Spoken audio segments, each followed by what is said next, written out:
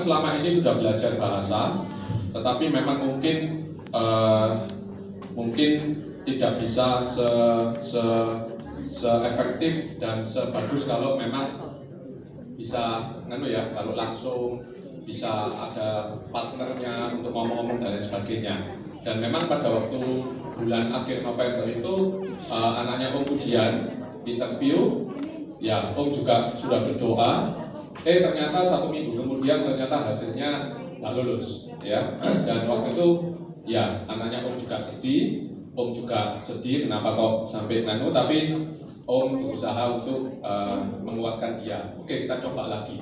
Tidak usah menyerah, kita coba lagi karena masih ada gelombang terakhir yang ujiannya tanggal 20 Januari. Ya. Dan kebetulan memang pada waktu itu kita akhir tahun kita liburan, ya, liburan ke Jepang, dan Om bilang ke anaknya, Om, ini kesempatan udah kamu yang ngurus semua.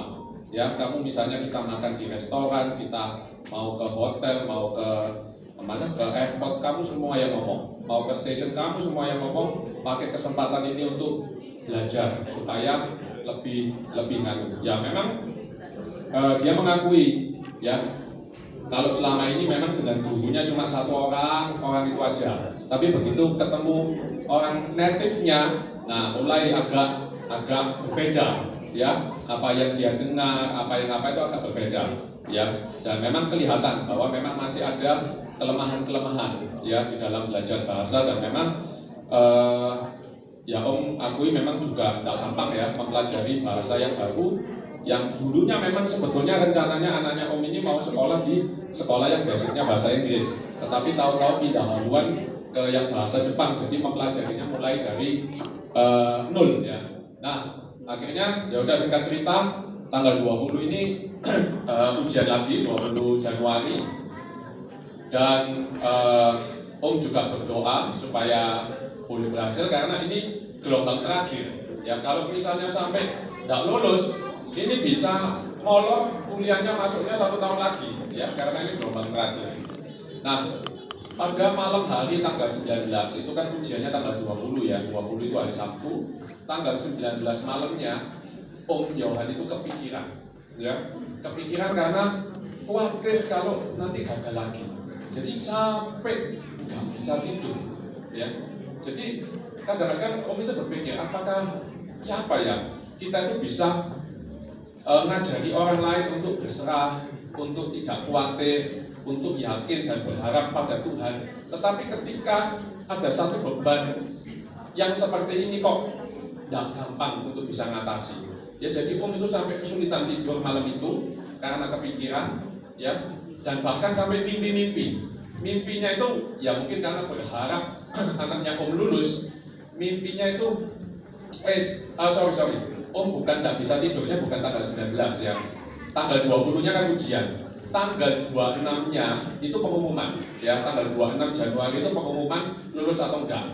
Nah Om nggak bisa tidurnya itu tanggal 25-nya. Ya karena kepikiran besok ini hasilnya gimana. Ya, besok itu hasilnya gimana, jadi tanggal 25 malam Om Yohan itu tidak bisa tidur karena kepikiran hasilnya gimana, bahkan sampai terbawa di mimpi-mimpi, sampai mimpi-mimpi anaknya Om ini berhasil lulus, tapi begitu Om terbangun, ternyata mimpi, ya. Nah ternyata sampai kayak gitu, ya. Bahkan Om sampai berpikir, sudahlah, paling nggak bisa tidur nanti doa paginya nggak ikut. Ternyata karena sudah kebiasaan bangun, mau tidak mau akhirnya jam 5 kurang Om bangun. Ya akhirnya Om berdoa, Om berpikir, ya paling nanti doa ini ngantuk paling ya karena kurang tidur. Ternyata ya nggak ngantuk. Ya setelah selesai jam 6 biasanya Om itu berusaha tidur lagi. Ternyata susah tidur karena masih kepikiran terus. Ya jadi ini memang gimana ya? Ngerti secara teori ya tentang bagaimana kita berserah kepada Tuhan. Tetapi begitu itu menjalankan sendiri kadang-kadang tidak mudah, ya. Dan itu yang benar-benar Om alami supaya Om share ke kalian supaya ya kalian bisa tahu bahwa ya ternyata seperti itulah pergumulan. Dan akhirnya Om berdoa, Om tetap berdoa, dan ternyata puji Tuhan pas jam 11 waktu Indonesia keluar pengumuman dari websitenya dan ternyata lulus, ya. Dan Om sangat senang, ya. Tuhan tolong. akhirnya sudah berhasil lulus, sudah akhirnya kita mulai mencari ya. Waktu tempo hari sempat pergi ke Jepang, sempat kita mencari beberapa asrama yang kira-kira ini kira-kira oke lah. Kira-kira nanti kita kalau memang sudah dinyatakan lulus, kita mau ke asrama ini. Ternyata karena memang kita ini sudah ujiannya sudah mepet ya, mepet lulusnya juga di gelombang terakhir. Ternyata banyak dormi yang sudah penuh. Wah ini jadi pergumulan lagi. Berdoa lagi sama Tuhan, Tuhan tolong, Tuhan dapatkan. Jadi beberapa dormi yang memang kita cari itu ternyata sudah full book ya, karena memang mungkin juga itu musimnya anak-anak pelajar internasional untuk cari tempat tinggal. Ternyata itu banyak yang penuh. Akhirnya berdoa ya, cari, ternyata akhirnya kita menemukan ya. Akhirnya minggu kemarin itu baru ada kabar ternyata oke, ini dormi ini masih ada, dan itu pun juga sisanya tidak banyak ya, cuma tinggal 3 kamar aja. Oke, akhirnya kita sudah ada pilihan lain, kita lihat semua oke, tempatnya oke ya, walaupun kita nggak lihat langsung ya, tetapi kita mengandalkan website, kita mengandalkan YouTube, ada videonya, kamarnya kayak gimana, lokasinya gimana. Kalau yang sebelumnya waktu bulan Desember memang Om sama anaknya Om benar-benar datang melihat langsung. Tapi kalau yang kali ini enggak, ya tapi Om berpikir ya sudahlah, kita sudah ada pilihan lain, ya kita berdoa Tuhan sudah tolong, sehingga akhirnya nemu ya. Nah dari sini Om juga bisa belajar ya. Memang kadang-kadang Tuhan izinkan kita itu nggak cuma sekedar mengerti teori aja tentang kebenaran firman Tuhan, tapi kadang-kadang Tuhan izinkan kita itu benar-benar mengalami dan mempraktekkan. Ya Om nggak bilang yang kemarin itu Om lulus ujian, ya mungkin lulus tapi nilainya kepres ya.